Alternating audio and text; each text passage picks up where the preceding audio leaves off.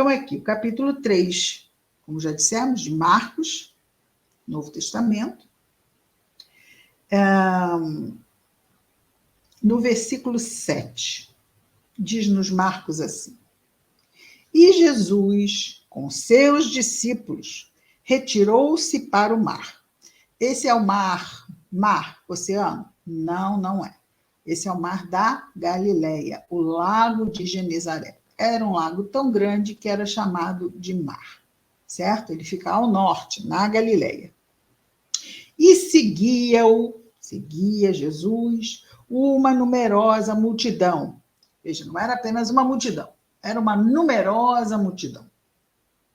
Da Galileia, ou seja, ao norte, né? Da Judéia, ao sul.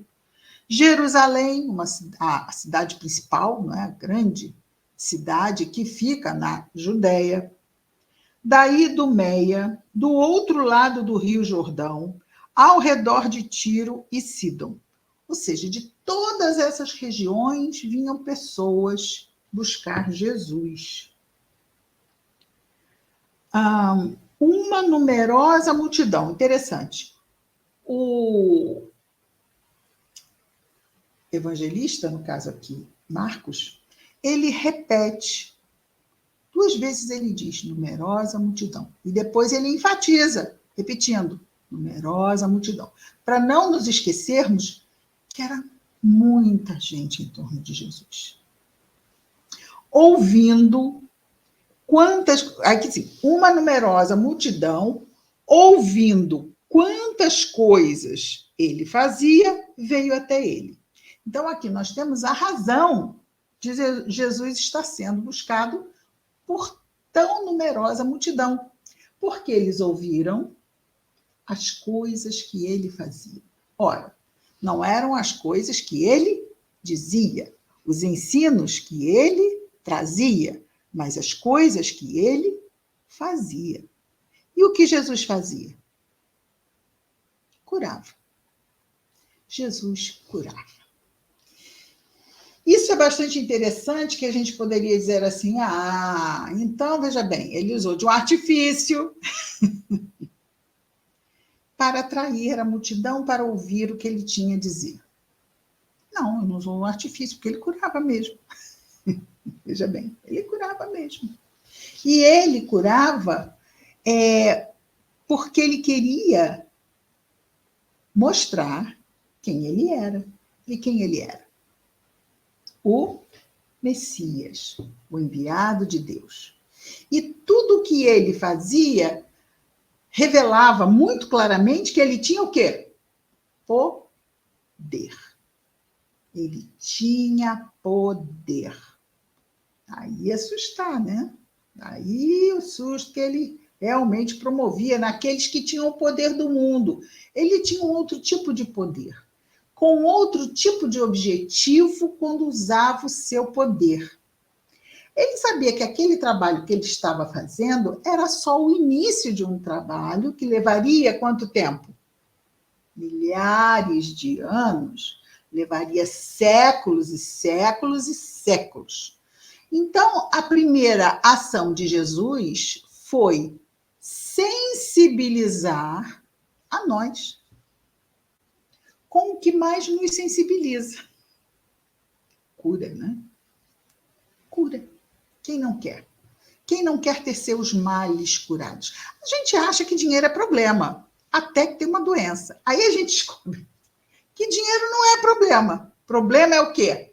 É termos saúde para andar, falar, comer, termos autonomia quando estamos na nossa plenitude da fase adulta. O que nós queremos é ter liberdade de ir e vir, não é isto? Com um corpo sadio, que permita isso.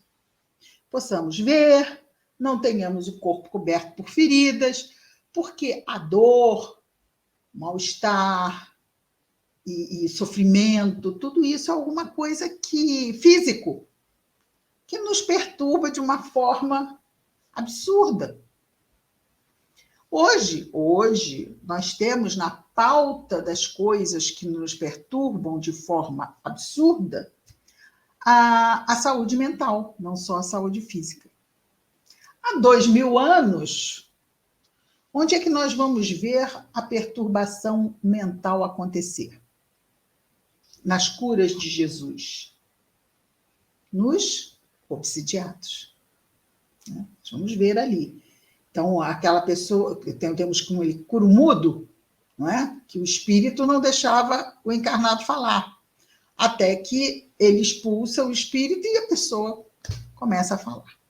Ou então, o espírito joga o menino na água, joga no fogo, e também afastado o espírito. Ah, Cristina, você está dizendo que doença mental... Não, não estou dizendo isso, em absoluto. Eu estou dizendo que, àquela época, o que temos como ver que Jesus ajudava também na questão mental é quando ele curava as questões espirituais. Por quê? Porque não tinha ainda uma psiquiatria desenvolvida, uma psicologia.